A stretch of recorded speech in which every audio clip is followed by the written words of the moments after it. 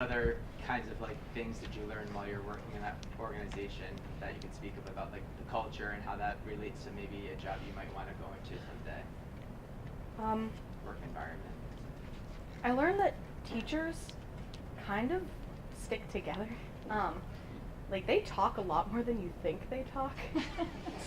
When I was at Franklin, a lot of the aides in the classroom would be texting each other during class about what was happening. And I thought that was really interesting because like the same way that you text your friends like, oh, my teacher's being really annoying right now, we're doing this, they're texting about you. Which I just thought was really funny. I hope that answered that. And then like I guess like did you feel like the teachers were or like your ideas like the administration was the support there? Like did you see like the different layers that were in play? So there wasn't really much support from the administration, especially in the library. They don't take the library very seriously. When I was with Miss Karam at Franklin, we were kicked out of the library a couple times, even though that is her classroom, for other more important things that were going on, like presentations. So we had to do library in the kids' classrooms, which I didn't think was very fair.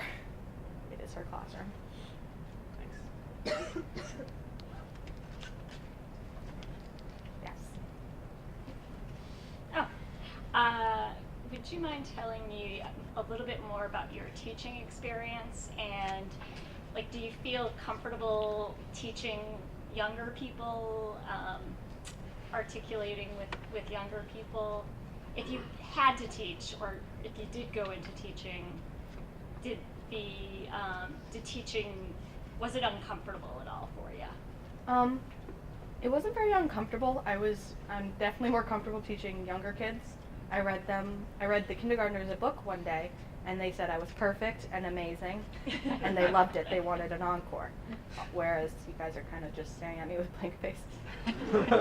But it's definitely a lot easier teaching younger kids because they don't have much experience with teachers. They have that one teacher that they stay with all day. So then when you come into the room, you're a new face. And they get really excited to have a new face and a new voice talking to them about new topics. Yes. So is your main argument of the whole thing is not to replace the librarians? Is that what's going on and you're trying to prove otherwise?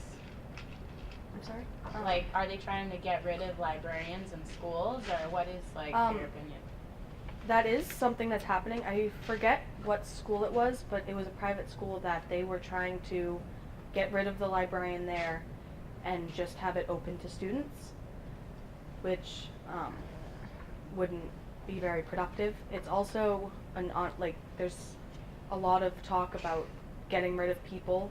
I'm not sure if many of you saw the presentation before me, but Carter was talking about self-driving cars, which they're getting rid of the person in the car and replacing it with a computer, which is essentially what could happen to any job. Like a librarian, they could replace it with a computer database.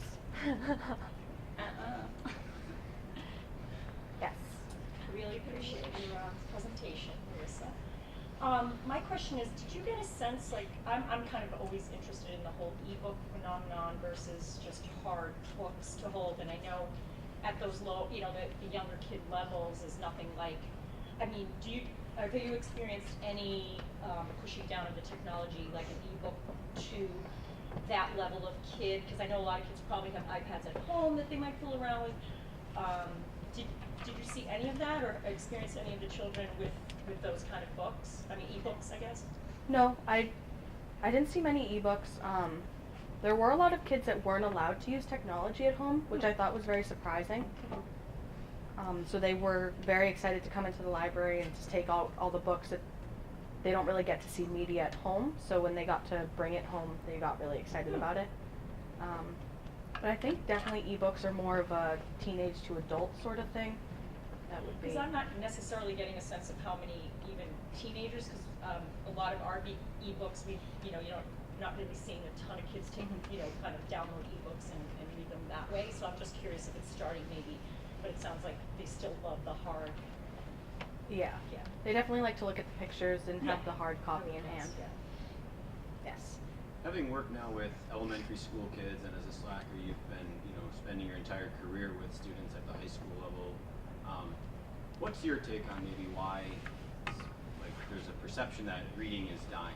People don't read anymore. People don't want to read. Like, what's your take on that? Having been a part of both groups, and if anything, what accounts for that? Do you think? I think it's not about, I think people think it's about reading. I think what they're talking about is the physical books. Because most teenagers are on their phones, and even though they don't think it's reading, it's reading. So you're there, you're looking at it, so you're not really picking up a physical book, whereas younger kids don't have that access to the technology, so they'll pick up the book and they'll enjoy the book. I think also children's books are a lot easier to read, so I think that's where it just kind of disconnects.